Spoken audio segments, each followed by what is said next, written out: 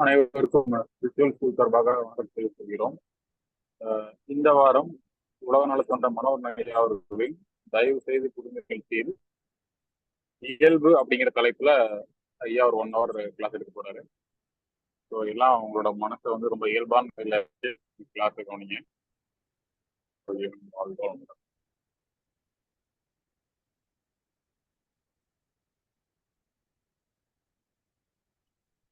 ஐயா ஸ்டார்ட் பண்ணலாங்கய்யா. இன்னும் ஒரு நிமிஷம்.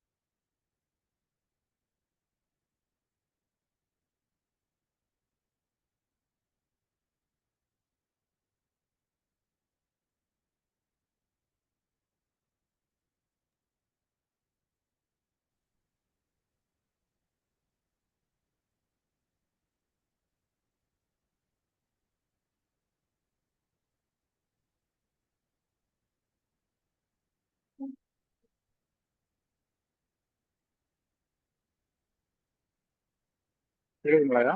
ஓகேங்க. வாழ்க வையகம், வாழ்க வையகம், வாழ்க வளமுடன். சான்றோர் பெருமக்களே, அறிஞர் பெருமக்களே, சிந்தனையாளர்களே, ஃபேஸ்புக் அன்பர்களே, நண்பர்களே, உங்கள் அனைவருக்கும் முதற்கண் என் வணக்கத்தை தெரிவித்துக் கொள்கின்றேன். வாழ்க வளமுடன். இன்றைய சிந்தனையாக இயல்பு என்ற தலைப்பிலே சிந்தனை செய்ய இருக்கின்றோம். நம்முடைய இயல்பு நமக்கே தெரியாதுங்க. ஏனென்றால் இயல்பு என்பது நம்முடைய அடிமனதிலே பதிவாயிருக்கக்கூடியது. நம்முடைய பெற்றோர்களிலிருந்து வந்த பதிவு, நாம் வளர்க்கப்பட்ட விதம், வளர்ந்த விதம், நம்முடைய அனுபவங்கள், நம்முடைய கற்பனை, இது அத்துணையுமே அதிலே பதிவாயிருக்கின்றது. அந்த சூழ்நிலைக்கு ஏற்றாற் போல அந்த இயல்பிலிருந்து உணர்வுகள் வெளிப்படும். அந்த இயல்பு எப்படி இருக்கின்றதோ அதற்கு ஏற்றாற் போல உணர்வுகள் வெளிப்படும். நம்முடைய இயல்பே நமக்கு தெரியாது.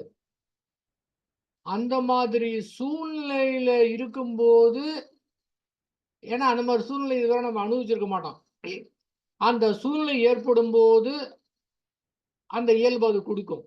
அதுக்கு பிறகுதான் தெரியும், ஓஹோ இந்த மாதிரி இயல்பு நம்ம கிட்ட இருக்குன்னு தெரியும். நான்லாம் அந்த மாதிரி கிடையாது அப்படின்னு சொல்லிட்டு இருக்கலாம். ஆனா அந்த சூழ்நிலைக்கு போகும்போது அங்கிருந்து இயல்பு வெளிப்படுங்க. அந்த இயல்பை எதிர்த்து எதுவுமே நாம் செய்யக்கூடாது அப்படின்னு புரிஞ்சுக்கணும். ஏனென்றால் அது நம்முடைய இயல்பு, நம்மிடத்துல இருக்கின்றது, தெளிவாக தெரிகின்றது. அதை மாற்றி அமைப்பதற்கு நாம போராடணும்னா அது முடியாத விஷயம். எடுத்த எடுப்புல தோல்வியை ஒத்துக்கிட்டோம்னா அந்த இடத்துல எந்த பிரச்சனையுமே கிடையாதுங்க. அதனால இயல்பை அப்படியே ஏற்றுக்கொள்ள வேண்டும், அதனோடு போராடக்கூடாது. மனம் அப்படின்னு, அதாவது ஒரு அப்பாவுக்கு 4 குழந்தைகள். அந்த அப்பா பேரு மனம். அப்போ மனம் அப்படிங்கிற அப்பாவுக்கு 4 குழந்தைகள். பேர் என்னன்னா மனம், புத்தி, சித்தம், அகங்காரம். இதுல என்னன்னா அப்பா பேரும் ஒண்ணு, இந்த முதல் பையன் பேரும் ஒண்ணு. ஆனா 2 பேருக்குமே ஒரே பேர் கொடுத்ததுனால சமயத்துல எது அப்பா எது மகன் அப்படின்னு தெரியாது. ஆனால் மனம், புத்தி, சித்தம், அகங்காரம், இந்த 4ஐயும் சேர்த்து சொன்னாதான் அதுக்கு பேரு மனம். இத தனியா மனம்னு ஒண்ணு வச்சுக்கலாம். இதுதான். அப்ப 4 விதமாக பிரித்து பார்த்தோம் என்றால், அந்த மனதை 4 விதமாக பிரித்து பார்த்தோம் என்றால், முதலாவதாக மனம். மனம் என்றால் என்ன அப்படின்னா, பல்வேறு வகையாக காட்டக்கூடியது மனம். அலைபாயக்கூடியது மனம். அப்படின்னா இப்படிங்க, இப்படின்னா அப்படிங்க, எனக்கு இது பிடிக்குங்க, எனக்கு இது பிடிக்காதுங்க, எனக்கு அது பிடிக்கவே பிடிக்காதுங்க, எனக்கு ரொம்ப பிடிக்கும்னு சொல்லும். இது மாதிரி என்ன வேணாலும் எப்ப வேணாலும் மாத்திக்கிட்டே இருக்கும். கணத்துக்கு கணம் அது மாத்திக்கிட்டே இருக்கும். இந்த மனதை நம்பி ஒரு வேலையை நம்ம செய்ய முடியாது, இறங்கிட முடியாது. ஆனா இதுல என்னன்னு கேட்டீங்கன்னா, அந்த மனம் தீர்மானமா இதுதான் முடிவு எடுத்து அது என்ன நினைச்சுக்குது, இதுதான், இனிமே வேற ஒன்றும் மாற்றுவதற்கு வாய்ப்பே கிடையாது அப்படின்னு மனம் நினைச்சுக்குது. ஆனா அதே மனம் கொஞ்ச நேரம் கழிச்சு மாறிடும். அது மாறுறது தெரிஞ்சா கூட அந்த நேரத்துல என்ன இருக்கோ அதுதான், வேற ஒண்ணுமே இல்ல மாதிரி நினைச்சுக்கிட்டே இருக்கும். இது மாதிரி எத்தனை தடவை அது மாறிடுச்சு, இருந்தாலும் அந்த நேரத்துல எதுவோ அதுதான் முக்கியமானது அப்படின்னு பிடிவாதமா அது இருக்கும். மனம் என்றால் அலைபாயக்கூடியது, பல்வேறு விதமாக காட்டக்கூடியது. இப்போ ஒரு ஊருக்கு போகணும்னு முடிவு பண்ணிட்டோம். எப்படி போறது? முன்ன அது போலாமா வேணாமான்னு முடிவு பண்றது மனம். மனம் தான் அது 4 வகையா காமிக்கும். இப்போ ஒரு 4 நாள் லீவ் வருது, என்ன பண்ணலாம்? எங்கேயாவது ஊட்டி கொடைக்கானல் போலாமா? நம்பர் 1. இல்ல ஊர்ல கிராமத்துக்கு போலாமா? 2. இல்ல வீட்டெல்லாம் கிளீன் பண்ணாமா? 3. இருக்கிறத சாப்பிட்டு நல்லா தூங்கலாமா? 4. ஏன்னா மனதனுடைய இயல்பு 4 விதமா காட்டும். ஒண்ணு மட்டும் காட்டினா அதை செலக்ட் பண்ண முடியாது. ஏன்னா மனதனுடைய தன்மை. அதிலிருந்து ஒன்று தேர்ந்தெடுக்கிறது புத்தின்னு சொல்லலாம், அறிவு அப்படின்னு சொல்லலாம். இந்த 4ல ஒண்ணு அது செலக்ட் பண்ணணும். இப்ப செலக்ட் பண்ணோம்னா மனம் அடங்கிடுச்சுன்னு அர்த்தம். இப்ப ஊட்டி கொடைக்கானல் போறன்னு முடிவு எடுத்தாச்சு. மீதி 3 தான் முடிஞ்சு போச்சு. அடுத்தது திரும்ப மனம் வரும். எப்படி போறது? டாக்ஸில போறதா, ட்ரெயின்ல போறதா? அதுவும் புத்தி எடுத்துடுச்சு. அடுத்து எங்க தங்குறது? எந்த ஹோட்டல்ல தங்குறது? என்ன மாதிரி ஹோட்டல்ல? ஏன்னா ரிசார்ட் ஏதாவது இருக்கா? அதுவும் முடிவு பண்ணியாச்சு. புத்தி எடுத்து முடிவு பண்ணி அதுக்கு என்னென்ன பண்ணணுமோ அதெல்லாம் செய்தாச்சு. அப்ப 4 விதமாக கொடுத்தது அலைபாய்ந்து கொண்டிருக்கிற மனதின் மூலமாக, அறிவின் மூலமாக ஒன்று தேர்ந்தெடுத்துட்டோம்னா, இப்போது என்ன பண்ணும், அதுக்கு ஏத்த மாதிரி சித்தம் இயல்பு அதை கொடுக்கும். என்னென்னலாம் வேலை பார்க்கணும் அப்படின்னு வந்தாதான் நீங்க வேலையே பார்க்க முடியும். டிரைவருக்கு ஃபோன் பண்ணணும், நெட்ல பார்த்து ஹோட்டல் புக் பண்ணணும், அது மாதிரி அது கொடுக்கக்கூடியது. அடுத்து அந்த இயல்புக்கு தகுந்த மாதிரி அது கொடுக்குதுன்னு வச்சுக்கோங்க. இந்த இடத்துல இன்னும் ஒண்ணு வேணும். அகங்காரம் என்றால் இந்த இடத்துல என்னன்னா, அகங்காரம்னா அந்த ஆணவம் சொல்லுவாங்கல்ல, அது கிடையாது. அகங்காரம் என்றால் உணர்வு, நம்முடைய அனுபவங்கள். இந்த சித்தத்தோடு அது இணைந்தாதான் இந்த 4 ஒன்றிணைந்து மனமாக செயல்படும். ஒவ்வொருக்கும் வேற இடத்துல பேரு, ஆனா மொத்தமா சொன்னா மனம் சொல்லலாம். அப்ப அந்த உணர்வு அனுபவம் ஏற்பட்டு அந்த செயலை நாம செய்யறோம், அங்க போறோம், அங்க இருக்கிறோம். இது எல்லாமே நடக்கின்றது. இந்த 4 விதத்துல நம்ம என்ன இப்ப பார்க்க போறோம்னா, அந்த இயல்பு என்ற கூடியதான் இன்னைக்கு விரிவாக பார்க்க போறோம். இந்த 4ல இயல்பு என்பதை விரிவாக பார்க்க போறோம். அப்ப இயல்பு என்பது ஒவ்வொருத்தருக்கும் ஒவ்வொரு மாதிரி இருக்கும். அதாவது நம்ம சிறு வயதுல புத்தகத்துல படித்திருக்கிறோம். இப்ப இருக்கிற புத்தகத்துல இருக்கான்னு தெரியல. என்னவென்றால் இரட்டை இரட்டை புலவர்கள் அப்படின்னு. இரட்டை புலவர்கள்லாம் என்ன ரீசன் அப்படின்னா, ஒருத்தருக்கு கண்ணு தெரியாது, இன்னொருத்தருக்கு கால் நடக்க முடியாது. அதனால என்ன பண்ணாங்க, அந்த கண்ணு தெரியாதவர் நல்ல திடகாத்திரமா இருக்கிறாரு. கண்ணு தெரியாதவர் நல்ல திடகாத்திரமா இருக்கிறாரு. இந்த கால் நடக்க முடியாதவர் நல்ல கூர்மையான கண் பார்வை பெற்றவரா இருக்கிறார். அதனால இந்த கண் தெரியாதவர் அவரை தோள் மேல தூக்கி வைத்து கொண்டு 2 பேரும் ஊரா போவாங்க எங்கேயாவது போகணும்னா. ஏன்னா ஒருத்தருடைய உதவி இல்லாம ஒருத்தர் எங்கேயும் போக முடியாது. அதான் இரட்டை புலவர் போறாங்க. தோல் மேல உட்காந்துருக்கு, நல்லா கண்ணு தெரியுது. அவர் சொல்றாரு, அங்க வந்து ஒரு பாறை இருக்கு, அதனால நடந்து போகும்போது ஒரு அடி தள்ளி வலது பக்கமா நகர்ந்து நேரா போங்கன்னு சொல்றாரு. அதே போல அந்த கண் தெரியாதவர் அதே போறாரு. அதாவது கண்ணு தெரிஞ்சா எப்படி இருக்குமோ அதே மாதிரி தெளிவான இதோட அவரு போறாரு. ஒரு அடர்ந்த காட்டுக்குள்ள போறாங்க. காட்டுக்குள்ள போனா அங்க ஒரு மரத்துடைய கிளை தாழ்ந்து இருக்கின்றது. இப்ப தோல் மேல உட்கார்ந்து இருக்கிறவர் நல்ல பார்வை தெரியவர், அதாவது கால் நடக்க முடியாதவர் என்ன சொல்றாரு, இப்படியே நேரா போனீங்கன்னா நம்ம தலை மேல இடிச்சிரும், அதனால இடது பக்கம் ஒரு 2 அடி தள்ளி போங்க, நம்ம அதுல இருந்து இது பண்ணிக்கலாம்னு சொல்றாரு. உடனே இவரு போறாரு. போயாச்சா, ஒரு காட்டு பகுதிக்கு போறாங்க. இப்ப எதிர்த்த மாதிரி ஒரு காட்டு யானை வருது. இந்த கால் நடக்க முடியாது, கத்துறாரு. இங்க ஏத்த மாதிரி யானை வருது, ஆபத்து ஆபத்துங்கிறாரு. இவரு கண்ணு தெரியப்ப நான் என்ன பண்றேன்னு கேக்குறாரு. என்ன பண்ணி எனக்கும் தெரியல, ஓடுங்கிறாரு. எங்க ஓடுறது, எப்படி ஓடுன்னு கேக்குறாரு. எப்படியோ ஓடுங்க, ஒரு இடத்துல நிக்காம ஓடிக்கிட்டே இருக்கங்கிறாரு மேல இருக்கிறவரு. இப்ப காட்டு யானை வந்து இவர் எப்படி ஓடுவாரு, இவர் வழியும் சொல்லல, குழி இருக்கலாம், மேடு இருக்கலாம், எப்படி ஓடுறது? இந்த கண்ணு தெரியாத இருக்கிறாரு பாத்தீங்களா, இவரு தாங்க வந்து சித்தம், இயல்புன்னு சொல்லலாம். இந்த மேல உட்கார்ந்து நடக்க முடியாது இருக்காரு பாத்தீங்களா, இவர் தான் வந்து புத்தி, அறிவுன்னு சொல்லலாம்.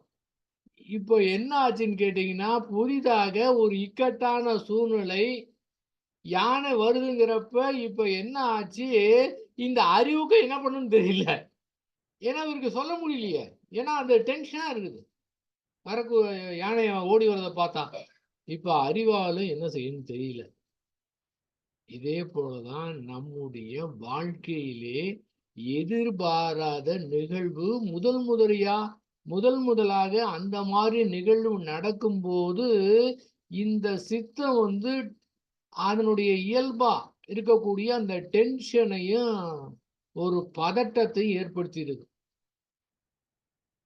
இப்ப சித்தத்தால செயல்பட முடியாது, ஆனா அறிவால கொண்டு அது செயல்படணும். இந்த பதட்டத்தையும் இது கொடுக்கும் போது இப்ப அறிவாலையும் செயல்பட முடியல. இங்க இதாங்க பிரச்சனை. உலகத்துல இருக்கக்கூடிய மக்கள் அத்துணை பேருக்கும் என்ன பிரச்சனைனா இதுதான் பிரச்சனை.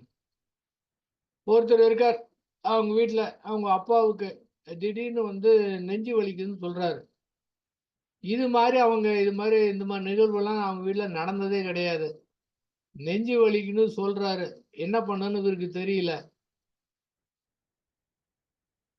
என்ன பண்றதுன்னு தெரியலன்னா இப்ப ஏன், அதாவது என்ன பண்றதுன்னு தெரியல, என்ன அதாவது என்ன ஆயிடுமோ, ஏதாவது ஆபத்து ஏற்பட்டு விடுமோ என்று எண்ணம் வந்த காரணத்தினால இப்போது அந்த இயல்பு பதட்டத்தையும் கவலையும் கொடுக்க ஆரம்பிச்சிருது.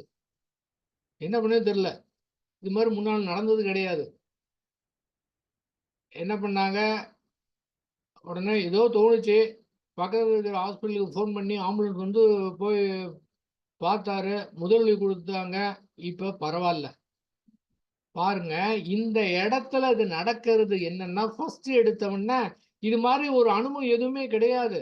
அனுபவம் இல்லாததுல முதல்ல அதில் ஈடுபடும் போது அந்த மாதிரி பதட்டத்தையும் ஏற்படக்கூடியது அந்த சித்தத்துடைய வேலை. அதாவது அதுதான் இயல்பு. இந்த இடத்துல முதலா இருக்கிறதுனால என்னன்னே தெரிய மாட்டேங்குது அறிவுக்கு. ஏற்கனவே நம்ம பார்த்துருந்தோம்னா, ஏதாவது இது மாதிரி அனுபவம் இருந்ததுன்னா யாராவது கொண்டு போய் அட்மிட் பண்ணோம்னா இருக்கலாம். ஏன்னா முதலா இருக்கக்கூடிய காரணத்தினால இதனுடைய அந்த பதட்டத்தை அது கொடுக்குது. இந்த பதட்டம் ஏற்பட்டவனும் இந்த அறிவு என்ன பண்ணுது, ஆக இவ்வளவு நேரம் நல்ல அமைதியாக இருந்தமே, இப்போது இதுக்கு பதட்டம் வருது அப்படின்னு இந்த அறிவு பதட்டத்தை சரி பண்ண போச்சுன்னு வச்சுக்கோங்களேன். காரியம் கட்டிச்சு, முடிஞ்சிச்சு. என்ன பண்ண தெரியாது. கையும் ஓடாது, காலும் ஓடாது. சில பேர் யாராவது ஹாஸ்பிட்டல் கூட்டிட்டு போவாங்க. ஹாஸ்பிட்டல்ல கண்ணு செக் பண்றதுக்காக கூட்டிட்டு போவாங்க. கூட ஒருத்தர் போறாரு, கண்ணை செக் பண்ணி இங்க ஏதோ செக் பண்றதுக்கே வந்து ஏதோ ஒரு இன்ஜெக்ஷன் மாதிரி போடுறான்னு வச்சுக்கோங்களேன். என்னன்னு பார்த்தீங்கன்னா, இவரு கண்ணை கோளாறு இருக்கிறவர் உட்காந்துருப்பாரு. கூட போனார் பார்த்தீங்களா, அவர் இதை பார்த்துட்டு இவரு மயக்கம் போட்டுவார். நல்லா இருந்தது மயக்கம் போட்டுருவாரு. ஏன்னா இவருக்கு அது வந்து அந்த அவருடைய இயல்பு அந்த மாதிரி பதட்டத்தை கொடுத்துருதுங்க. அப்ப என்ன பண்ணணும்னா, அந்த பதட்டத்தை கண்டுக்காம இருக்கணும். இதுதான் இன்றைய மீட்டிங்குடைய மெயின் வந்து கருத்து என்னவென்றால், அதிலே எதுவுமே செய்யக்கூடாது என்று புரிந்து கொள்வதுதான். ஒவ்வொரு வாரமும் இதேதான். என்னவென்றால், மனதில் வரக்கூடிய உணர்வுகள் தானாக தோன்றி தானாக மறைகின்றன. அதை சரி செய்ய வேண்டிய பொறுப்பு நமக்கு கிடையாது. அந்த பொறுப்பை நாம் எடுத்துக்கொண்டு விட்டோம் என்றால் அது நம்முடைய பொறுப்பாகி விடுகின்றது. நம்முடைய பொறுப்பை கொண்டு அது சரி செய்ய முடியுமா என்றால் முடியாது. அது முடியாவிட்டால் கூட பரவாயில்லை, அது மேலும் சிக்கலாகி விடுகின்றது. ஆகவே என்ன செய்ய வேண்டும் என்றால், அறிவை கொண்டு அங்க இருக்கக்கூடிய என்ன மாதிரி வருதோ அதை அங்கே ஒன்றும் செய்ய தேவையில்லை, அது தானாகவே சரியாகிவிடும் என்று அறிவு முடிவெடுத்து அதிலே தலையிடாமல் இருந்தால் இப்போது அந்த மனநிலை சமநிலைக்கு வரும். அந்த மாதிரி முடிவெடுக்கவில்லை என்றால் ரொம்ப டென்ஷனா இருக்கும், ரொம்ப கவலையா இருக்கும். இப்ப அறிவுக்கும் என்ன பண்றதுன்னு தெரியாது. அறிவு நல்லா செயல்படணும்ல, தெளிவா இருக்கணும்ல. இப்ப இது மாதிரி ஆயிடுச்சு, இது மாதிரி இவருக்கு இது மாதிரி ஒரு நாள் வந்ததே கிடையாது, இப்ப ஏன் வருது, அதெல்லாம் போய் இப்ப யோசனை பண்ணிட்டு இருக்கணுமா? ஏதாவது ஃபோன் பண்ணணும், ஆம்புலன்ஸ் நம்பர் தெரிஞ்சிருக்கணும், ஹாஸ்பிட்டல் நம்பர் தெரியணும். தெரியலனா கூட இப்போதான் முதலா நடந்திருக்கிறதுனால நிதானமா போய் நெட்டுல போய் அந்த ஊர்ல இருக்கிற ஹாஸ்பிட்டலுடைய நம்பரை பார்த்து ஃபோன் பண்ணி அவனுடைய ஆம்புலன்ஸை இந்த லொகேஷன் அனுப்புற இங்க அனுப்புங்க அப்படின்னு உடனடியாக அறிவு முடிவு எடுக்கணும். ஐயோ ஒண்ணுமே பண்ண முடியல, யாராவது வாங்கல அப்படின்னு போய் கத்திக்கிட்டு ஒன்றும் பண்ண முடியாது. ஆனா இது ஒவ்வொருத்தருடைய இயல்பு, அது எதுவும் செய்ய முடியாதுங்க. ஏன்னா ஒவ்வொருத்தருக்கும் ஒவ்வொருடைய இயல்பு இருக்கும், அதை நம்ம எதுவுமே செய்ய முடியாது. அப்ப இந்த மாதிரி அறிவு செயல்படணும். அந்த நேரத்துல இக்கட்டான சூழ்நிலை எதுக்காக இந்த பதட்டம் வருது, சீக்கிரம் ஏதாவது செய்யுங்கப்பா அப்படின்னு சொல்றதுக்கு தான் பதட்டம் வருது.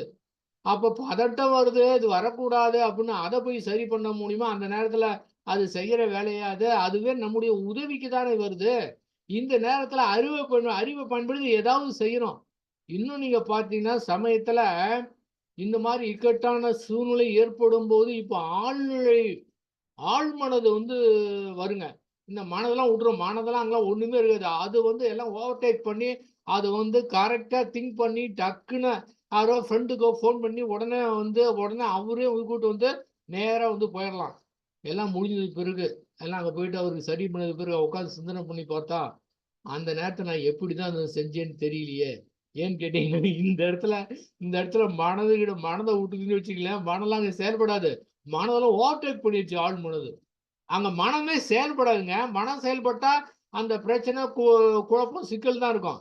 அதை ஓவர்டேக் பண்ணி ஆழ்மொழி, ஏன்னா அந்த ஆழ்மொழி எப்போ செயல்படுன்னு கேட்டீங்கன்னா இந்த மாதிரி இக்கட்டான சூழ்நிலையில் மட்டும்தான் அது வரும், மற்ற நேரத்தில் அது வராது. மற்ற நேரம் இந்த மனமும் உணர்மனும் அடிமனமும் போராடிக்கிட்டே இருக்கும். ஆனா என்ன பியூட்டின்னா இந்த உணர்மனதின் மூலமாக அடிமனதையோ ஆழ்மனதையோ நேரடியாக கண்ட்ரோலுக்கு கொண்டு வர முடியாது. அங்க என்ன நடக்குதுன்னே தெரியாது. அந்த உணர்வை மட்டும் வெளிப்படுத்திட்டு அது அப்படியே வந்து கூலாயிரும். இந்த அடிமனம் சொல்லக்கூடிய நம்முடைய இயல்பு இருக்குது பாத்தீங்களா, என்ன சமயத்துல என்ன ஆகுது, அனாவசியமாக அவசர நிலை பிரகடனம் பண்ணிடும். காரணம் இல்லாம பிரகடனம் பண்ணும். அவசரமாக அந்த அவசர நிலை பிரகடனம் செய்தாலும் அது தேவை இல்லை என்று தெரிந்தாலும் அதை நினைத்த காரணத்தினாலேயே இப்ப என்ன ஆகுது, உடல்ல வந்து ரசாயன மாற்றம் ஏற்பட்டுடும். சரி, நம்ம வீட்டில் இருக்கிறப்ப அது நடந்தது. நம்ம வீட்டில் இல்லாதப்ப நம்ம ஒரு நிமிஷம் தண்ணி குடிச்சுக்கிறேன்.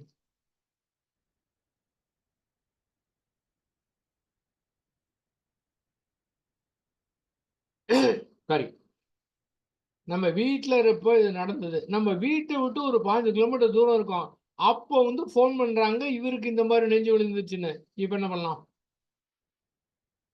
உடனே ஃப்ரெண்டுக்கு ஃபோன் பண்ணி அவன் ஹாஸ்பிட்டல் அட்மிட் பண்ணிருக்கான், நியூஸ் வரல. இப்போ இந்த மனம் என்ன பண்ணும்? 15 கிலோமீட்டர் இருக்கு, இன்னும் ஹாஸ்பிட்டல் போறதுக்கு 1/2 மணி நேரம் ஆகும். ஆனால் மனம் அதுக்கு முன்னால போயிடும். அதுக்கு முன்பாகவே இந்த மனம் என்னாச்சுன்னு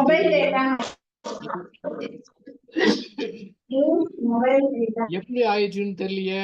அவர் வந்து இறந்துருவாரா பாருங்க. மனம் எப்படி வேகமா செயல்படுது பாருங்க. அந்த செயல்படும் போது என்ன ஆகும்? அந்த அந்த சித்தம், அந்த இயல்பு வந்து அவசர நிலையை பிரகடனம் செஞ்சது பாத்தீங்களா? அதன் காரணமாக உடல்ல ரசாயன மாற்றம் ஏற்பட்டு அப்படியே வயிற்ற கலக்கி என்னென்னமோலாம் பண்ணும். பைக்கு கூட ஓட்ட முடியாது. இதுதான் இந்த சித்தத்துடைய இயல்பு. இதுதாங்க. இப்ப நேரத்தில் என்ன பண்ணலாம்? இப்ப வந்து ஏற்கனவே நம்ம தெரிஞ்ச உதாரணம். இரவு நேரத்தில் ரோட்ல போயிட்டு இருக்கோம், ஒரு காட்டு பகுதி போயிட்டு இருக்கோம். அப்போ வந்து ஒரு என்ன வருதுன்னா, இங்க போகும்போது ஒரு பாம்பு வந்தா என்ன ஆகும்? அதாவது இந்த எண்ணத்துக்கு தகுந்த மாதிரிதான் இயல்புல சப்ளை கொடுக்குதுங்க. நல்லா நினைவுல வைத்துக் கொள்ளணும். எந்த மாதிரி எண்ணமோ அதுக்கு உண்டான இயல்பை கொடுக்கும். ஒரு ஒரு ஃப்ரெண்டை நினைக்கிறீங்க, ரொம்ப உங்களுக்கு ஹெல்ப் பண்ணுவாரு, உங்க மேல ரொம்ப அன்பா வச்சிருப்பாரு. அவரை நினைக்கிறீங்க, அந்த எண்ணம் வந்ததுன்னா இந்த சித்தம் வந்து அந்த இயல்பு என்ன மாதிரி உணர்வை வெளிப்படுத்தும்? அன்பாக அவரை பார்க்கணும் போல, அவருக்கு போன் பண்ணலாமான்னு அந்த உணர்வு கொடுக்க ஆரம்பிச்சிடும். அப்ப அந்த ஃப்ரெண்டை நினைக்கும் போது ஏதாவது வெறுப்போ, துவேஷமோ, பொறாமையோ, கோபமோ அந்த உணர்வை ஏற்படுத்துமா? ஏற்படுத்தாதே. ஏன்னா இயல்பு, இதுதான் இயற்கை. இதுவே திடீர்னு உங்களுக்கு பிடிக்காத ஒரு ஆளு, உங்களுக்கு எப்ப பார்த்தா துன்பம் கொடுத்துருக்கிற ஒரு ஆளு, அவருடைய எண்ணம், அவரை பத்தி எண்ணம் வந்துருச்சு. இப்ப அந்த மாதிரி எண்ணம் ஏற்பட்ட உடனே, எல்லாமே எண்ணம் தாங்க. இந்த எண்ணம் ஏற்பட்ட உடனே இந்த இயல்பு என்ன கொடுக்க ஆரம்பிச்சிடும்? இப்போது அப்படியே அன்பும் கருணையும் அது கொடுக்குமா? கொடுக்காது. இதற்கு பதிலாக வெறுப்பையும் வேற மாதிரி பகை உணர்வை கொடுக்க ஆரம்பிச்சிடும். பாருங்க, மாத்தி நடக்கிறதே கிடையாது. ஏன்னா இயற்கையாச்சே. அப்ப நீங்க என்ன மாதிரி என்ன நினைக்கிறீங்களோ அதுக்கு தகுந்த மாதிரி இயல்பு கொடுக்க ஆரம்பிச்சிருது. அப்ப எண்ணம் வந்த உடனே அதை பிடித்து வைக்காம அப்படியே ஆறு போல ஓட விட்டா அது அப்படியே, அதுல பந்தம் இல்லாமல் இருந்தா அது மோதிட்டு ஓடிடும். இந்த இயல்பும் வந்து வெளிப்படாதுங்க. அதுதான் பேஸா சொல்லக்கூடியது. எது வேணாலும் வரட்டும், இந்த மாதிரி எண்ணம் வரக்கூடாதுன்னு நீங்க போராட ஆரம்பிச்ச உடனே இங்க இயல்பு வெளிப்படுத்த ஆரம்பிச்சிடும். அப்படி பார்க்கும்போது இரவு நேரத்துல போகும்போது என்ன சொல்லுது, பாம்பு வந்துட்டா என்ன பண்ணணும், என்ன என்ன பண்றது அப்படின்னு ஒரு எண்ணம் வந்த உடனேயே அந்த இயல்பு வந்து ஒரு பய உணர்வு கொடுக்குது. இந்த பய உணர்வு எதுக்கு வருது? பய உணர்வு எதற்காக வருகின்றது என்றால், நாம் ஜாக்கிரதையாக இருக்க வேண்டும் என்பதற்காக.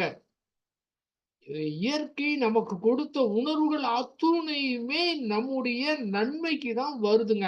இதுதான் முதலாவதா புரிஞ்சுக்கணும். நான் வந்து பயப்பட மாட்டேன், நம்ம தைரியசாலி, எந்த காட்டுக்கு நானும் ஒண்ணுமெல்லாம் போயிருக்கிறேன், இதெல்லாம் பண்ணக்கூடாது.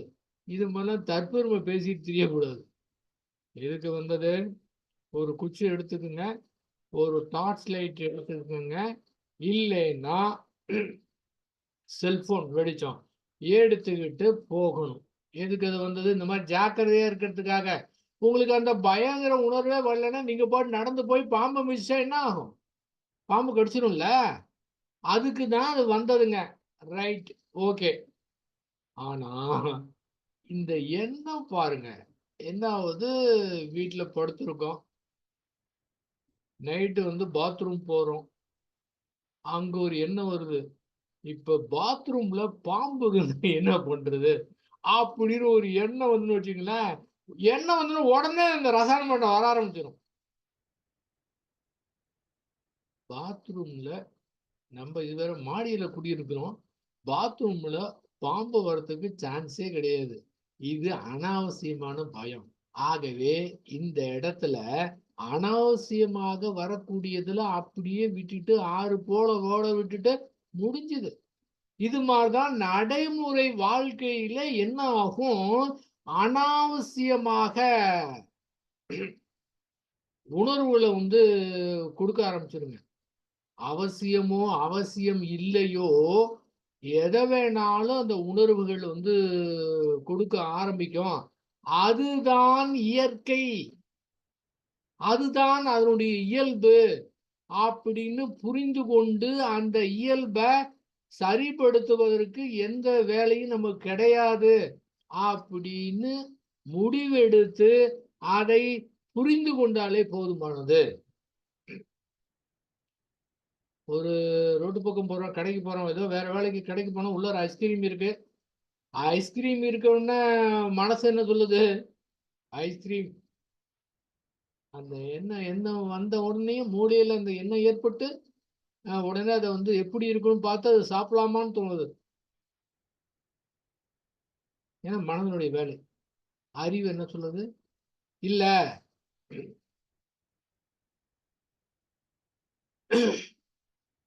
இது ஐஸ்கிரீம் சாப்பிட்டா சுகர் வந்து அதிகமாயிடும், அதனால சாப்பிடக்கூடாது, அது டேஸ்டா இருக்கும், ஆனா கண்ட்ரோல் பண்ணிக்கோ அப்படின்னு அறிவு வந்து சொல்லுது.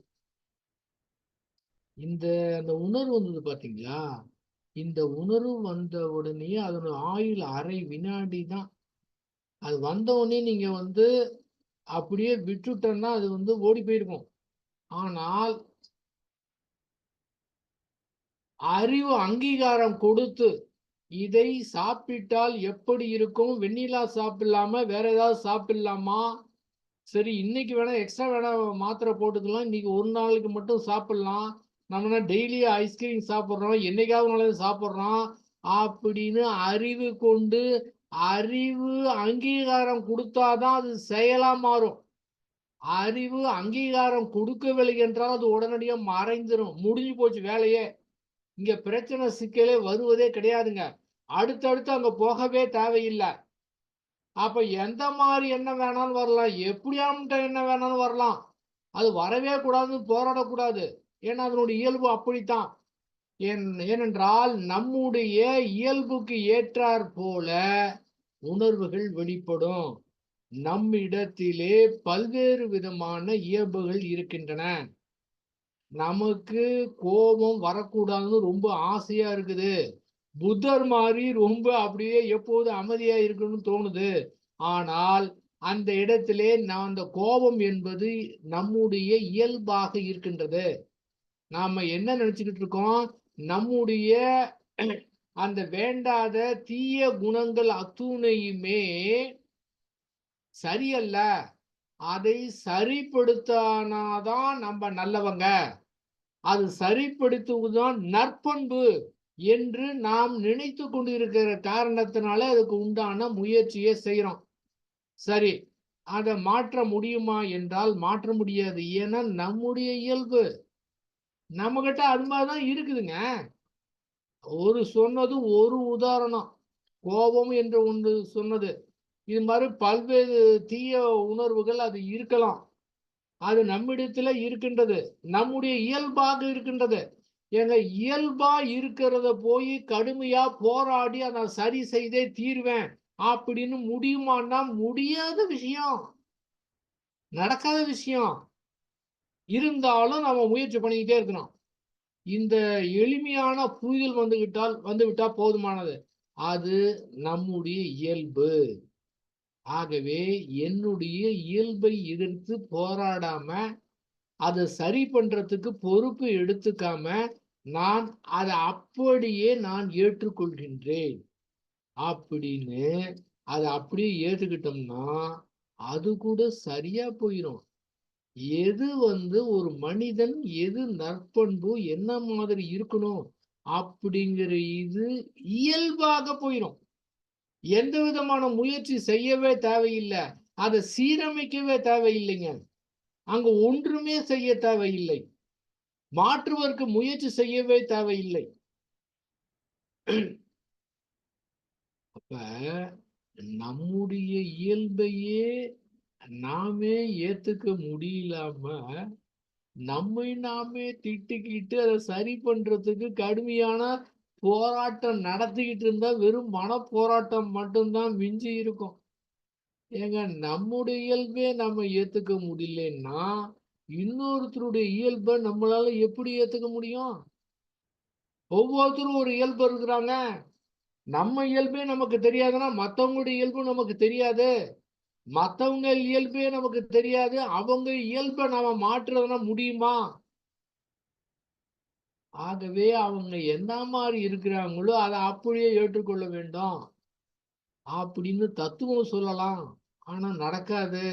ஆனால் எல்லாரையும் என்ன மாதிரி பார்க்கும்போது என்ன மாதிரி உணர்வு இருந்தாலும் சரி, அதிலே பந்தம் கொள்ளாமல் அதை அப்படியே பிடித்து வைக்காமல் அப்படியே உணர்வு அத்துணையுமே மனதில் என்ன மாதிரி வந்தாலும் சரி அதை சரிப்படுத்துவதற்கு நான் முயற்சி செய்ய மாட்டேன் என்று அறிவு முடிவு எடுத்து அப்படியே விட்டு விட்டதென்றால் இந்த தத்துவம் எல்லாம் தேவையில்லை, ஞாபகம் வச்சுக்க வேண்டிய கூட தேவையில்லை.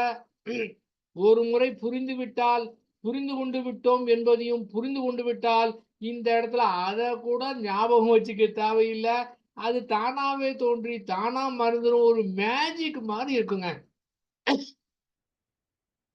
மோதும். அதுக்காக அப்படியே அப்படியே பெரிய ஒரு இதுல இருக்குன்னு கிடையாது. அதே போல சாதாரண மனிதனுக்கு என்ன ஏற்படுமோ அதே மாதிரி உணர்வு ஏற்படும். ஆனா சாதாரண மனிதனுக்கு இதை புரிந்துக்கவங்களுக்கு அந்த மாதிரி உணர்வு ஏற்பட்டா அதை சரி பண்ற பேர் வழின்னு அறிவும் தெளிவு இல்லாம மேலும் தப்பு பண்ணி அதுல இருந்து சிக்கல்ல இருந்து வர முடியாம மேலும் தவிச்சுக்கிட்டு இருப்பாங்க. இந்த உலக சமுதாயமே அதனுடைய செயல்ல இருந்து சிக்கல்ல மாட்டி அதுல இருந்து வெளியே வர முடியாம தத்தளித்து கொண்டிருக்கின்றது. ஆனால் இந்த புரிஞ்சவங்களுக்கு புரிந்து கொண்டு விட்டோம் என்று புரிந்தவங்களுக்கு எப்படி இருக்குன்னா, சாதாரண மனிதனுக்கு என்ன நடக்குமோ அது அப்படியே நடக்கும். அதே உணர்வு ஏற்படும், அந்த சித்தத்தை அந்த இயல்பு வெளிப்படும். வெளிப்பட்டுட்டு மோதிட்டு உடனடியாக மறைஞ்சு போயிடும். இவங்களுக்கு தெரியாமையே ஆஹா இந்த புரிதல் அப்படியே ஞாபகம் வச்சுக்கணும் அப்படிங்கிறது ஞாபகம் வச்சுக்க தேவையில்லை, தானாகவே சரியா போயிருங்க. அப்படியே மனவேதனை இருந்தால் கூட இருந்துட்டு போகுது, தேவையில்லாத உணர்வு வந்துட்டு போகுது, இருந்துட்டு போகுது. ஏன்னா புரிந்து விட்டது என்றால் எது வேணாலும் இருக்கட்டுங்க, என்ன மாதிரி வேணாம் இருக்கட்டும், எதுக்கு அது இப்படி இருக்கணும் அப்படி இருக்கணும், எதுக்கு கண்டிஷன் போடணும்? என்ன மாதிரி வேணா வரட்டும், என்ன மாதிரி உணர்வு வேணா வரட்டுங்க, நான் சரிப்படுத்த தேவையில்லை, நான் ஏத்துக்கிறேன் அப்படின்னு கூட சங்கல்பம் கூட செய்ய தேவையில்லை. எப்படி வேணா இருக்கட்டுங்க, புரிஞ்சு போச்சுங்க. நம்ம கிட்ட இருக்கிற இயல்பு தான் வருது, இதை சரிப்படுத்த முடியாது. நான் ஏத்துக்கிட்டேன்னா, நான் தலையிடாம இருந்தேன்னா, அதை சரிப்படுத்தணும்னு நினைக்காம இருந்தால் சிறிது நேரத்திலே தானாகவே சரியாகி போடும். இதுதான் வெரி சிம்பிள், மிக லகுவானது, லேசானது, இயற்கையானது, அற்புதமானது. என்ன அழகா இயற்கை வச்சிருக்க, இந்த மாதிரி துன்பம் கொடுக்கறது வாய்ப்பே கிடையாதுங்க. அந்த மாதிரி சிஸ்டம் அழகா வைத்திருக்கு. நீங்க மட்டும் அதை சரி பண்றதுக்கு முயற்சி செய்யாம அப்படியே விட்டுருங்க, வேலையெல்லாம் விட்டுருங்க, பொறுப்பு இல்லாம இருங்க, அரை வினாடி முடிஞ்சு போச்சுங்க கதைய, ஓடி அப்படியே ஜாலியா இருக்கும். அதை பார்க்கும்போது அது மோதிட்டு இங்க என்ன அதுக்கு மேல எந்த விதமான சாதாரண மனிதனுக்கு வர முடியும் இல்லாம அப்படியே ஓடி போயிடும். ஆச்சரியமா இருக்கும், இப்படி இந்த மாதிரி மாறிட்டோம், நம்மளே மாறிட்டோம், நமக்கே ஆயிடுச்சா அப்படின்னு டவுட்டு கூட வரும். டவுட்டு வந்தா கூட அதையும் அப்படியே விட்டுட்டோம்னா எப்பவுமே ஃப்ரீயா வந்திருக்கலாம். எல்லா உணர்வும் அழகாக அற்புதமாக உணர்வுகள் இயற்கை அழகாக கொடுத்திருக்கின்றது. அப்ப தேவையில்லாத கோபம் வருது அப்படின்னா எதுக்கு அதை சரி பண்ணணும்? அப்ப கோபங்கிறது ஒரு உணர்வு. இது மாதிரி எத்தனை உணர்வு இருக்கலாம். அந்த உணர்வு ஏற்பட்டதுன்னா அது நம்முடைய இயல்பு. இந்த சூழ்நிலைக்கு ஏற்ற மாதிரி அதுதான் அப்படித்தான் கொடுக்கும். அப்ப இந்த கோப உணர்வு அதுக்காக என்ன வேணாலும் செய்ய முடியுமா? அகத்துல இருக்கக்கூடிய உணர்வுகள் அத்துணையுமே அக சம்பந்தப்பட்டவை. இந்த இடத்துல நம்ம ஒண்ணுமே செய்ய தேவையில்லை. யாருடைய உதவியும் கூட தேவையில்லை. இந்த இடத்துல ஒரு புத்தகத்துல ஸ்ரீ பகவத்தையா குறிப்பிட்டிருந்தாரு. என்ன அப்படின்னா, மனசு சரியில்லை, நம்முடைய மனது சரியில்லை, நாமே நம்முடைய மனதை சரி பண்றதுக்கு முயற்சி பண்ணா முடியல. ஏங்க, நம்மளாலே முடியலன்னா அத சரி பண்றதுக்கு அடியாளை கூப்பிடுறது. நம்மளால போய் ஒரு ஆளை அடிக்க முடியலன்னா அடியாள் வச்சு அடிக்கிறாங்கல்ல, அந்த மாதிரி நம்முடைய மனதே நம்மளால சரி பண்ண முடியல, இதுக்காக அடியாளை கூப்பிடுறது. யாரு அடியாள்? யாரு அடியாள்னா நமக்கு பிடித்த பல்வேறு குருமார்கள். நீங்க போய் சரி பண்ண கொடுங்க அப்படின்னு. ஏங்க, நம்மளாலே முடியல, அவங்க அடியாள் வச்சு என்ன பண்றதுங்க? வேற யாரும் இது பண்ண தேவையில்லை. நாம நம்முடைய மனதுல கூட சரண்டர் ஆயிரலாம். என்னால முடிஞ்சது இவ்வளவுதான், எல்லாமே நீ பாத்துக்க அப்படி நம்முடைய மனதிலே சரண்டர் ஆகிட்டா கூட அங்க கூட ஒரு மாற்றம் ஏற்படுங்க. பாருங்க, அப்ப அங்கே ஒன்றும் செய்யவே தேவையில்லை, யாரையும் நம்ப கூட தேவையில்லை. அந்த உணர்வுகளை நாம் சரிப்படுத்த முடியாது. அப்போ கோபங்கிற உணர்வு, இது மாதிரி எல்லா உணர்வும் எடுத்துக்கோங்க. எல்லா உணர்வுனா தீய உணர்வுன்னா அதை எடுத்துக்கலாம். அந்த உணர்வு வந்த உடனேயே அங்க அந்த உணர்வை சரி செய்ய வேண்டிய வேலை நமக்கு கிடையாது அப்படின்னு பேசிக்கா புரிஞ்சுக்கணும். அந்த உணர்வை ஆதரிக்க கூடாது. அதே கோபத்தை கீழே இருக்கவங்க கிட்ட காமிச்சா உடனே காமிச்சிடும். இதே நம்முடைய மேலதிகாரி ரொம்ப பெரியவங்க ஒண்ணுமே பேச முடியாத இடத்துல அதே கோபம் வருது. கோபம் வந்தா கூட மேல இருக்கும்போது காமிக்கிறது கிடையாது. இப்ப முடியும் எப்படி முடியுது? அந்த இடத்துல ஒரு கேப் கிடைக்குது இல்ல, இந்த இடத்துல அறிவு முடிவு எடுக்குது இல்ல. ஆதரித்தோம் என்றால் இந்த மாதிரி திட்டுனாதான் அந்த ஆளு திருந்துவாங்க, இந்த மாதிரி வேலை பண்ண மாட்டாங்க, நமக்கு இந்த மாதிரி துன்பம் கொடுக்க மாட்டாங்க அப்படின்னு ஆதரித்தோம் என்றால் இப்ப அந்த இயல்பு அடுத்தது கொடுக்க ஆரம்பிச்சிருது, கண்ணாப்புன்னு திட்டுறதுக்கு. அந்த மேலதிகாரி இருந்தா பேச வேணான்னு அந்த சித்தம் கொடுக்க ஆரம்பிச்சிருது. ஆதரிச்சா இந்த மாதிரியா? எதிர்த்தா என்ன ஆகும்?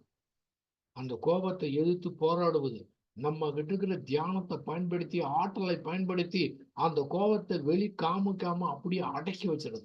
அது கீழே இருக்கிறவங்க மேல இருக்கிறவங்க கணவன் மனைவி குழந்தைகள் எப்படி யாரா இருந்தாலும் சரி, அதை காமிக்க கூடாது, அவங்க மனது கஷ்டப்படணும் போட்டு அடக்கி வைப்பது.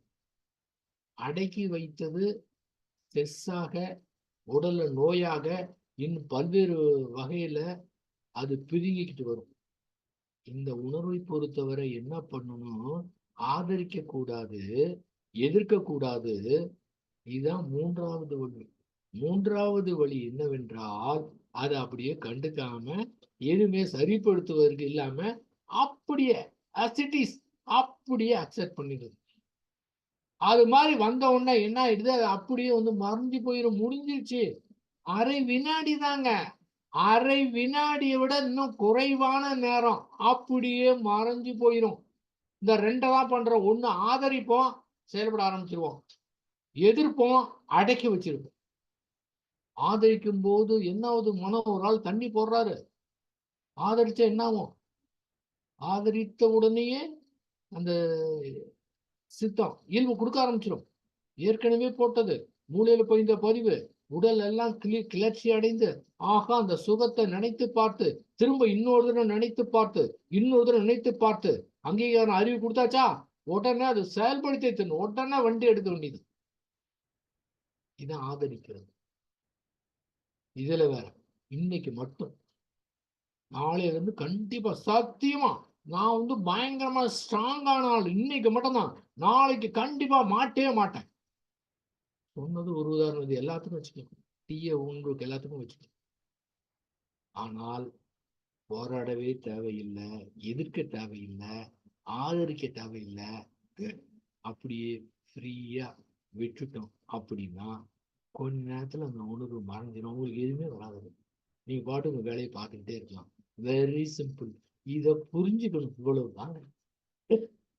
இதை புரிஞ்சுக்கணும், வேற எங்கேயுமே வேலையே கிடையாது. ஞாபகம் வச்சுக்க தேவையில்லை, தத்துவமா தேவையில்லை, தெரிஞ்சுக்க தேவையில்லை, எக்கச்சக்கமான புத்தகத்தை படிக்க தேவையில்லை. இதிலிருந்து நம்முடைய இயல்பு நம்ம கிட்ட அப்படித்தான் இருக்கின்றது. அந்த இயல்பை எடுத்து போராட முடியாது. அதை அப்படியே விட்டா அந்த இயல்பு கூட சரியா போயிடும். இந்த புரிதல் ஏற்பட்டு விட்டது என்றால் இந்த உணர்மனதுல என்னென்ன இருக்கோ இதெல்லாம் அடிமனதுல போகும். இந்த உணர்மனது என்பது, அந்த அகங்காரம் என்பது, இதுதான் அனுபவம், உணர்வுகள். இந்த அனுபவம் போய் அந்த அடிமனதுல, அந்த சித்தத்துல, இயல்புல போய் பதிவாகி அந்த இயல்பு அனுபவமாக, அனுபவம் இயல்பாக மாறி மாறி நடந்து வந்துகிட்டே இருக்குங்க. அப்ப தீயதெல்லாம் இந்த மாதிரி ஆயிடுச்சுன்னா இன்னும் வெளியில வர முடியுமா? அனுபவம் இயல்பும், இயல்பும் அனுபவம் மாறி மாறி வந்துகிட்டு இருக்குமே. இப்ப மூன்றாவது வழியில அதை வந்து எதுவுமே செய்ய தேவையில்லை என்று அறிவை கொண்டு முடிவு எடுத்து விட்டோம் என்றால், ஆறு போல ஓட விட்டுட்டோம்னா, எல்லாத்தையும் அப்படியே ஏத்துக்கிட்டோம்னா, அப்படியே அத்தனைக்கும் ஓகே கொடுத்துட்டோம்னா, அங்க சேஞ்ச் பண்ண எதுவுமே கிடையாதுன்னு என்று முடிவு எடுத்து விட்டோம் என்றால், புரிந்து கொண்டு விட்டோம் என்றால், இப்ப இது வந்து இதுவும் போய் அடிமனதுல போய் பதிவாகும். இப்ப அடிமனது அது கொடுக்க ஆரம்பிச்சிடும். உண்மையாகவே இயல்பை மாற்ற முடியாது. ஆனால் இந்த புரிதல் ஏற்பட்டவர்கள் தன்னிடத்துல இருக்கக்கூடிய இயல்பை மாற்ற முடியும். அன்பும் கருணையா இருக்கிறவங்க மேலும் அன்பும் கருணையுமாக, உதவி பண்றவங்க மேலும் உதவி செய்வதாக, தீங்கான இருந்தா அதை திருத்தி நல்லதாக. இது கற்பனை கிடையாது. அதாவது ஆட்டோ சஜஷன் பண்ண தேவையில்லை, எதுவுமே பண்ண தேவையில்லை, ஒண்ணுமே பண்ண தேவையில்லை, இயல்பை மாத்திடலாம். என்ன ஜாலி பார்த்தீங்களா? ஒரு வேலையும் கிடையாதுங்க. எந்த வேலையுமே கிடையாது என்று புரிந்து கொண்டு விட்டோம் என்றால், அது தானாக இயற்கை அற்புதமான ஒரு சிஸ்டம் வச்சிருக்குதுங்க. அது தன்னைத்தானே சீரமைத்துக் கொள்ளும், தன்னைத்தானே தூய்மை செய்து கொள்ளும். அந்த மனதை தூய்மை செய்து கொள்ளக்கூடிய இது நம்ம அப்படியே விட்டுட்டோம்னா, மனதை சீரமைக்கக்கூடிய தன்மை அது இயற்கையாக இருக்கின்றது. நம்ம அங்க ஒண்ணுமே செய்ய தேவையில்லைங்க. அப்ப நம்முடைய இயல்பு என்ன மாதிரி இருந்தா என்னங்க, கவலையே பட தேவையில்லையே. எதுக்கு கவலைப்படணும்? ஏன் இந்த மாதிரி உணர்வு இருக்கு அப்படின்னு கஷ்டப்படணும்? இந்த புரிஞ்சவங்களே கொஞ்சம் என்ன பிரச்சனைனா, அந்த புரிஞ்சவனே ரொம்ப நல்லா இருக்கும். ஆக்சுவலா அது என்ன தெரியுங்களா? அவ்வப்போது மனம் கலக்கம் அடைந்து விட்டு கலக்கத்திலிருந்து ரிலீஸ் ஆகுறது அமைதி. அதுக்காக எப்ப பார்த்தாலும் கலக்கம் அடைஞ்சுக்கிட்டே இருக்குமா, நிகழ்ச்சி நடந்துகிட்டே இருக்கணுமா? தேவையில்லை. ஆனால் முதல்ல புரிந்தவங்க இந்த மாதிரி எப்போ பார்த்தாலும் ஏதாவது கவலை பிரச்சனை, பர்மனண்டான பிரச்சனை, அது தீரவே தீராது. ஆயுள் முழுக்க அப்படி நடந்துட்டு தான் இருக்கும். இதுக்கு அது எப்பவுமே ஆயுள் முழுக்க கவலைப்பட்டு இருக்க முடியுமா? இதை புரிஞ்சுட்டு என்னாவும் திரும்ப எது இருக்கோ அது அப்படிதான் இருக்கும். ஆனா இந்த இடத்துல மாற்றம் வந்துடும். மாற்றம் வந்தோடனே ஒரு மாசம் 2 மாசத்துக்கு அப்படியே அமைதியா இருக்கும். திரும்ப பிரச்சனை வரும். இப்ப என்ன ஆகுது தெரியுங்களா? இந்த 1 மாதம் 2 மாதம் அமைதியா இருந்து பாத்தீங்களா, அந்த அமைதியா இருந்ததை போய் நீங்க பிடிச்சு வச்சீங்கன்னா, ஆக 2 மாதம் அமைதியா இருந்தது ஏன் மாறுது? அங்கேயும் ஒரு பற்று இருக்க கூடாது. அந்த அமைதியை எதிர்பார்த்தோம்னு வச்சுக்கலாம், அதுக்கு ஆசைப்பட்டானா அது கலந்து போயிடும்.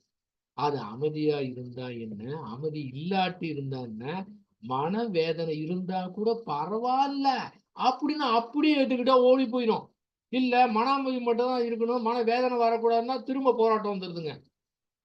அதனால கலக்கத்துல ரிலீஸ் ஆனவங்க திரும்ப அது போறதுக்கு காரணம் என்னன்னா, அதை தக்க வைப்பதற்கு முயற்சி, அந்த இன்பத்தை தக்க வைக்கிறதுக்கு முயற்சி செய்யறதுதான். வேதனையா இருக்கா? ஏங்க அப்படிதாங்க வேதனையா இருக்கும். ஏதாவது வேதனை தர மாதிரி விஷயம் நடந்தா அந்த ஜாலியாவா இருக்கும்? அதுதானே இயற்கை. அப்படித்தான் வேதனையா இருக்கும். யாராவது சொல்லிட்டாங்கன்னா பாத்தீங்கன்னா, எல்லா மீட்டிங் பார்த்துட்டோம், இது மட்டும் இல்ல, எல்லா ஆன்மீக மீட்டிங் கேட்டாச்சு. 95% மக்கள் என்ன கேட்குறாங்கன்னா, யாராவது நம்மளை ஏதாவது சொல்லிட்டா ரொம்ப கஷ்டமா இருக்குது, என்ன பண்றது? ஒன்றும் பண்ண தேவையில்லை, கஷ்டமா தான் இருக்கும் அப்படின்னு அந்த உணர்வு ஏற்றுக்கிட்டா சரியா போயிடும். அடுத்த முறை அவங்கள நினைக்கும் போது ஒண்ணுமே வராது. Very simple. இதுல இன்னொன்னு இருக்கு. மத்த 95% இந்த மாதிரி கேட்குறாங்கல்ல, யாராவது சொல்லிட்டாங்கன்னா கஷ்டமா இருக்குங்க. நம்ம மனதை பார்க்கணும். மற்றவங்க சொல்லிட்டா கஷ்டமா இருக்கு, நாம மற்றவங்கிட்ட இது மாதிரி சொல்லாம இருக்கிறோமா, அது கொஞ்சம் யோசனை பண்ணி பார்த்துக்கணும். ஏன்னா ரொம்ப பேர் என்ன நினைச்சிருக்காங்க, உலகத்துல நம்ம ஒரு ஆளுக்கு தான் மனசு இருக்கு, வேற யாருக்கும் மனசே கிடையாது முடிவு பண்ணிட்டு பேசிட்டு இருக்கு. இவருக்கு மட்டும்தான் மனசு இருக்குதான், இவருக்கு மட்டும்தான் உணர்வு இருக்குதான், இவருக்கு மட்டும்தான் அப்படியே தாங்க முடியாத, அப்படியே அந்த சொல்ல தாங்க முடியாத உணர்வு இருக்குதான். ஏங்க, எல்லாத்துக்கும் அப்படிதான் இருக்கும். எல்லாத்துக்கும் மனசு இருக்கு, எல்லாத்துக்கும் உணர்வு இருக்கும், எல்லாத்துக்கும் எல்லாரும் நடந்தாலும் அது மாதிரிதான் இருக்கும். அப்போ நாம எப்படி நடந்துக்கிறோம் அதையும் கொஞ்சம் பார்க்கணும், கொஞ்சம் சீர்தூக்கி பார்க்கணும். அப்ப அதெல்லாம் ஒண்ணும் கூட பார்க்க தேவையில்லை. எதையுமே பிடிச்சு உக்காந்தீங்கன்னா உங்களுக்கு இயல்பே மாறிடும். எதுவுமே நடக்காதுங்க. பிரச்சனைக்கு ஒரு விஷயம் நம்மளால மத்தவங்க நடக்காது. மத்தவங்களால நம்ம நடந்தாலும் அதை அப்படியே ஏத்துக்கலாம். அது ஏன்னா அது இயற்கை தானே. அப்ப என்ன பண்ணணும், அந்த அந்த சூழ்நிலைக்கு ஏற்றாற் போல அது போன்ற உணர்வுகள் ஏற்படும், அது இயற்கையானது அப்படின்னு அறிவு முடிவு செய்து அந்த இயல்பை சரி செய்வதற்கு முயற்சி செய்யக்கூடாது. அந்த இயல்பு வெளிப்புற செயலை செய்வதற்கு இயல்பு வெளிப்படலாம். ஆனால் அந்த இயல்பையே சரிப்படுத்துவதற்கு இயல்புக்கு எந்த வேலையும் கிடையாது என்று அறிவு முடிவு எடுத்து விட்டதென்றால் அங்க வேலையே கிடையாது. வரக்கூடிய இயல்பை வைத்து வெளிப்புறத்துல காரியத்தை மிக சிறப்பாக செய்யலாம். அந்த தடுமாறிட்டு இருக்கு பாத்தீங்களா மனது, அந்த மனதே இப்ப என்ன பண்ணும், அறிவுக்கு உதவி செய்ய ஆரம்பிச்சிடும். இந்த குழப்பத்தில் இருக்கும்போது தான் அந்த காட்டியான வரும்போது மேல உட்காந்து என்ன செய்ய தெரியல. அந்த மாதிரி முதலாக சில சூழ்நிலையை அனுபவிக்கும் போது, இக்கட்டான சூழ்நிலை ஏற்படும் போது அறிவுக்கு என்ன செய்வதென்றே தெரிவது கிடையாது. ஆனால் இந்த இயல்பை நாம் சரி செய்ய தேவையில்லை. இந்த பயத்தை, டென்ஷனை பயன்படுத்தி வெளியில அற்புதமா வேலைகளை செய்யணும் அப்படின்னு அறிவு முடிவு பண்ணும்போது, இப்போது அறிவு தெளிவாக இருக்கின்றது. அறிவு தெளிவாக இருக்குதுன்னா என்ன, திரும்பவும் அது தெரிஞ்சுமே குழப்பம் ஏற்பட்டால் இந்த இடத்திலே மனம்தான் செயல்படுது, புத்தி அறிவு செயல்படல. திரும்ப மனமாகத்தான் இருக்கணுங்கிற புரிஞ்சுக்கணும். அதுதான் மனம். திரும்ப திரும்ப அதே வருதுன்னா இங்க அறிவுக்கு போகலன்னு அர்த்தம், புத்தி வேலை பார்க்கலன்னு அர்த்தம். ஏன்னா அந்த மாதிரி இல்லை. அப்ப இயல்பை சரி பண்றதுக்கான எதுவும் செய்ய மாட்டேன்னு முடிவு எடுத்து விட்டோம் என்றால் இப்போது இந்த மனம் அறிவுக்கு வேலை பார்க்குது, அறிவு தெளிவா இருக்குது. யாரு என்ன வேணா நினைச்சிட்டு போறாங்க, எப்படி வேணா நினைச்சிட்டு போறாங்க. நம்ம காரியம் நல்லா அழகாக மற்றவங்களுக்கு உதவி செய்யணும், சிறப்பா செய்யணும். வேதாத்திரி மகரிஷி சொல்ற மாதிரி யாருக்கும் துன்பம் தரக்கூடாது, துன்பப்படுறவங்களுக்கு நம்மால் ஆன அவங்க துன்பத்தை போக நாம முயற்சி செய்யணும். இவ்வளவுதான் தெளிவான அறிவு. எங்கேயுமே சங்கடமோ யார் எப்படியோ நடந்துட்டு போறாங்க, நம்மளை பொறுத்தவரை பிரச்சனையே வராதுங்க, அழகாக இருக்கலாம். அதனால இயல்பை மாற்றுவதற்கு முயற்சி செய்யாமல் அது மாற்றுவதுதான் நற்பண்பு அப்படின்னு கற்பனையா நினைச்சுக்கிட்டு இருக்கோம். இந்த மாதிரி அனாவசியமா கோபம் வருது, அனாவசியமா காமம் வருது, இதை வரக்கூடாது, இத்தனை நாள் தியானம் பண்ணிருக்கேன் எனக்கு வருது, இது மாற்று அமைப்பு தான் நற்பண்பு என்று நாம் கற்பனையா நினைத்து கொண்டிருக்கின்றோம். ஏன்னா இயல்பு அதை மாற்ற முடியாது, எதிர்க்க முடியாது. அப்படியே ஏற்றுக்கிட்டீங்கன்னா உங்களுக்கு தானா நற்பண்பு வருது, முயற்சியே செய்ய தேவையில்லை. எத்தனை இதை போய் மாத்திட்டு இருக்கிறது. ஆக இதை மாத்தலைன்னா இயல்பாகவே அந்த இயல்பே மாறிடும். அதாவது மகரிஷி அவங்க சொல்லுவாங்க பார்த்தீங்களா, எழுகின்ற எண்ணங்கள் யாவும் நற்பயனா மாறும்னு சொல்லுவார். அந்த மாதிரி எழுகின்ற எண்ணங்கள்லாம் நல்ல எண்ணங்களாக, நல்ல செயலாக தானாகவே அமைஞ்சிருங்க, முயற்சியே செய்யாம. ஏங்க முயற்சி செய்யாம ஒரு காரியத்தை செய்ய முடியுமா? அது புறத்துக்கு. அகத்தை பொறுத்தவரை உள்டா. புறத்தை பொறுத்தவரை செயல் செய்தான் தரணும். கற்பனையாக ஆண்டவனை வேண்டதுனால, ஆசைப்படுறதுனால, திரும்ப திரும்ப நினைக்கிறதுனால, திரும்ப திரும்ப ஆட்டோ சஜஷன் பண்றதுனால புற காரியத்தை செய்ய முடியுது. அறிவை கொண்டு என்ன விளைவு வேண்டுமோ அதற்கு உண்டான செயலை செய்து தீர வேண்டும். அந்த செயலை செய்து விட்டோம் என்றால் அதுக்கு உண்டான விளைவை மறுக்க முடியாது, யாராலும் மாற்ற முடியாது. இதை வச்சுக்கிட்டு, இந்த கான்செப்டை வச்சுக்கிட்டு இப்போ உள்ளுக்குள்ளார அப்படியே உள்டா எதுவுமே செய்யக்கூடாது, ஒண்ணுமே செய்யக்கூடாது, ஒண்ணுமே செய்யறதா சரியாகும். ஏதாவது முயற்சி பண்ணீங்கன்னா அந்த உணர்வுக்கு உயிர் கொடுத்து விடுகின்றோம். அதுக்கு ஸ்ட்ரென்த் ரொம்ப ஜாஸ்தியா போயிருங்க. ஆக அங்க பொறுத்தவரை எதுவுமே தேவையில்லை.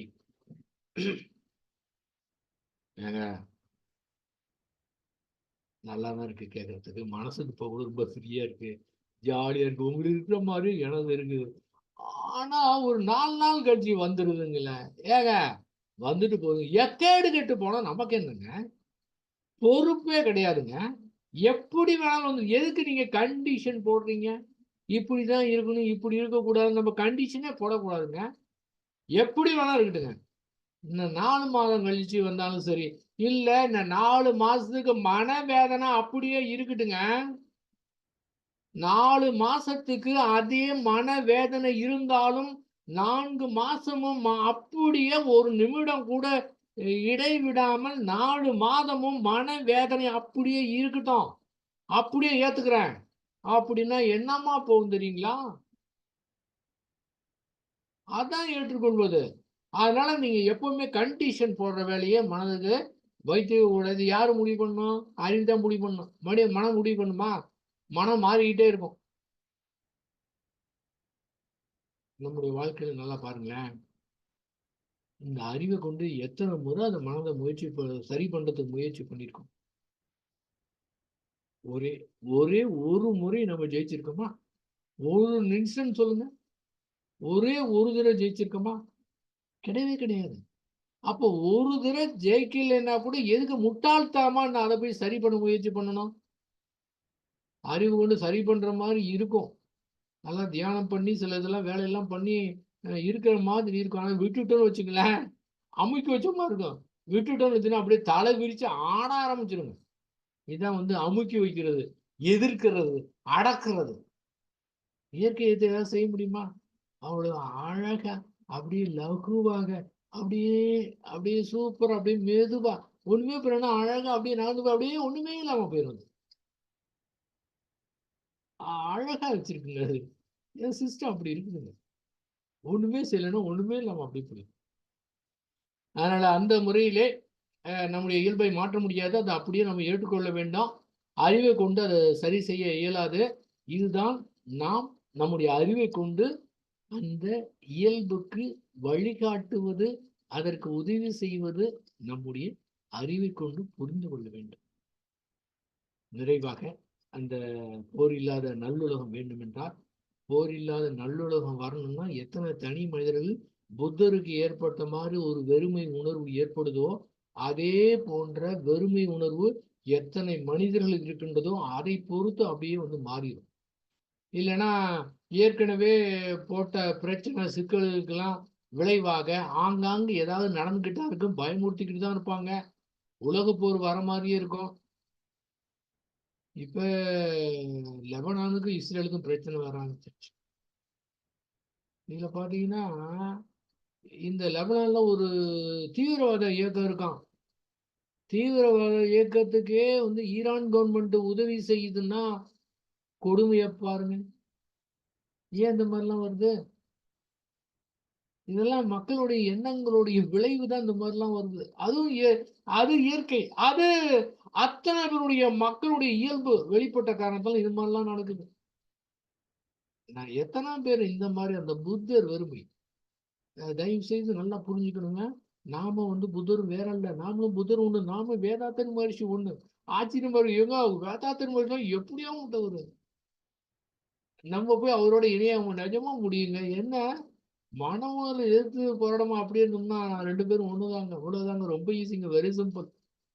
பெருசாலாம் ஒண்ணும் நினைக்கவே தேவையில்லை. அப்ப இந்த மாதிரி எத்தனை பேர் வெறுமையான ஒரு உணர்வோடு மனதோடு அந்த புத்தர் மாதிரி இருந்தாங்கன்னா அப்புறம் உலகம் எப்படி இருக்கும்? ஒரு புத்தர் இருந்தாருன்னா அவருடைய ரேடியேஷன் 25 கிலோமீட்டர் தூரம் இருக்குமா. அப்ப எல்லாரும் மாறினா உலகமே போரில்லாத நிலவரம் ஏற்படுமே. இதை வச்சுதான் போரில்லாத நிலவரம் வருமே தவிர, இல்லைன்னா இது இல்லைன்னா ரொம்ப லேட் ஆகும். மனுஷன் நினைச்சு நடக்கும்னு வச்சுக்கோங்க, ஆனா ரொம்ப லேட் ஆகும். இதுன்னா ரொம்ப சீக்கிரம் வந்துடும். அதன் பிறகு போதை இல்லாத தமிழகம் என்ன பண்றது? சென்னையில ஒரு காலேஜில் போய் குடிச்சிட்டாங்க. இது டாஸ்மாக்லாம் ஒண்ணுமே இல்லையா? டாஸ்மாக்ல ஒன்று கிக்கு வர மாட்டேங்குது. உடல் அமைப்புன்னு தெரியுங்களா? நீங்க அற்புதமா தியானம் பண்ணீங்கன்னா கூட அந்த தியானத்தினால உடல் ஒரு ரசன மாற்றம் ஏற்படும் பார்த்தீங்களா? திரும்ப திரும்ப அதே தியானம் அதே நிலைக்கு போனீங்கன்னா அதுவும் போர் அடிச்சு போய் அது எடுத்துக்காம போயிடும். அதை வேற ஏதாவது நீங்க தேடணும் தியானத்துக்கு. ஏன்னா உடல் அமைப்பு ரசாயன மாற்றம் அந்த இயல்புக்கு தகுந்த மாதிரி ரசாயன மாற்றத்தை ஏற்படுத்திடுது.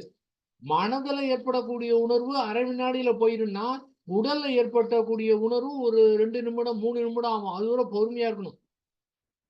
ஏன்னா மனதில் ஏற்படக்கூடிய திரவ வடிவானது, உடல் ஏற்படக்கூடிய திரவமும் கொஞ்சம் களிமண்ணு கலந்த மாதிரி, அது கொஞ்சம் லேட் ஆகும்.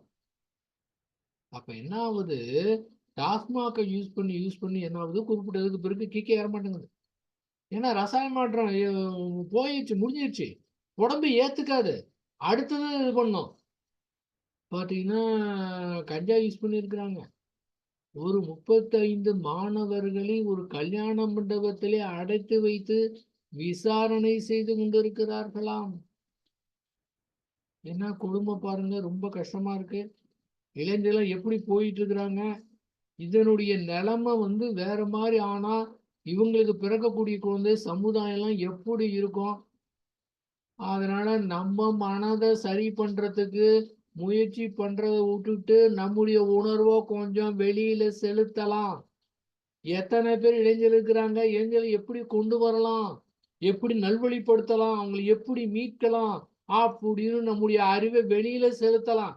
இந்த உணர்வை சரிப்படுத்தி டயத்தை வேஸ்ட் பண்றதுக்கு வெளியில நம்மளால என்ன பண்ணலாம், ஒன்றும் பண்ண முடியலன்னு என்ன பண்ணலாம் அப்படின்னு நினைக்கும் போது நமக்கு ஏதாவது தோணும், ஏதாவது நம்ம செய்யலாங்க.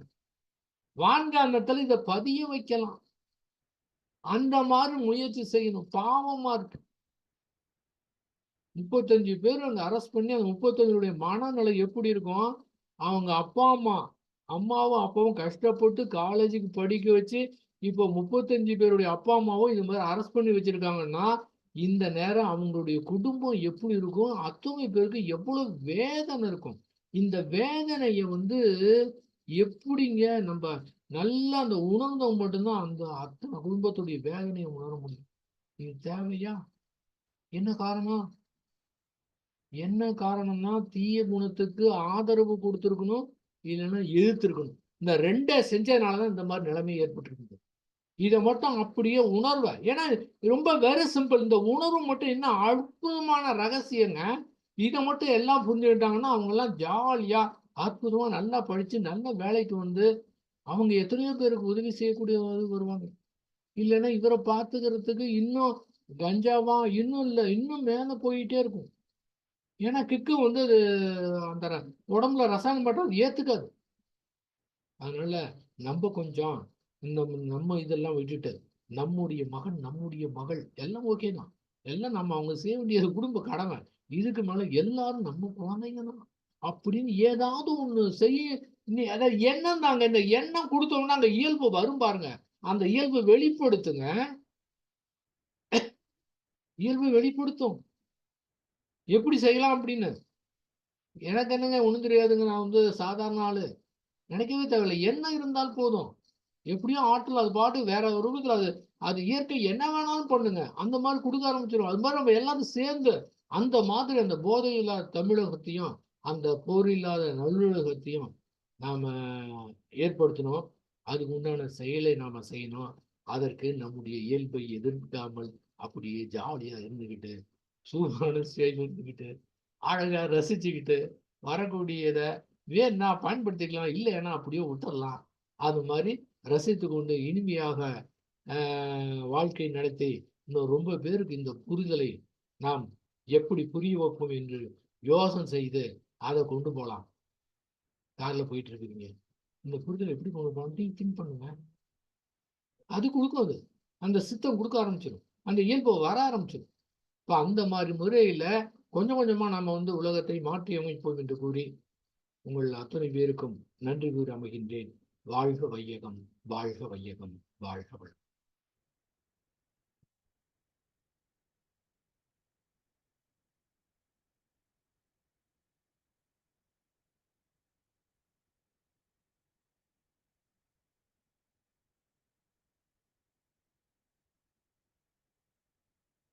பிரகாஷ் வாழ்க வளமுடன். கேக்குதுங்களா? கேக்குதுங்க. வாழ்க வளமுடன். ஐயாட்ட யாரும் கொஸ்டின்ஸ் எதுனா கேட்கலாம், இல்லை நீங்க உங்களோட கருத்துக்களை ஷேர் பண்ணுறதுனா ஷேர் பண்ணலாம். அப்படியே அன்மியூட் பண்ணிட்டு டைரக்டா நீங்க பேசலாம்.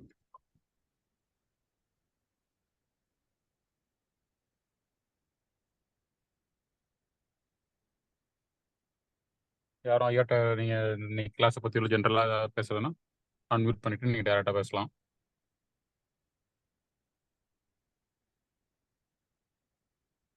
இன்னைக்கு கிளாஸ் ஹலோ லேட் ஆயிடுச்சு. ஹலோ ஐயா. கிருஷ்ணன் அவர்களே, வாழ்க வளமுடன். ஐயா வணக்கம், நல்லா இருக்கீங்களா? நல்லா இருக்குங்க. வாழ்க. நல்லா இருந்துச்சுங்க, எனக்கு ஸ்பீச் நல்லா பண்ணீங்க. சரிங்க. நம்மளோட இயல்பை மாத்த வேணும்னு சொல்லி சூப்பரா அப்படி ஏற்றுக்கொள்றதுக்கு உண்டான வழிமுறைகளை பூரா நல்லா சொன்னீங்க. நல்லது நல்லது. ரொம்ப நன்றிங்க. ரொம்ப நன்றிங்க. வாழ்க வளமுடன். சரிங்க சரிங்க.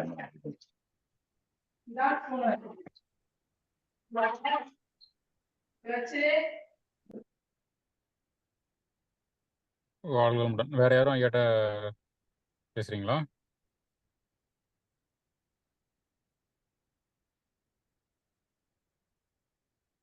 நிறைவு செஞ்சிடலாமாங்கய்யா? யாரும் பேசலாம்? அனைவரும் இனிதே வாழ்க, வாழ்க வளம். வாழ்க வளமுடன்.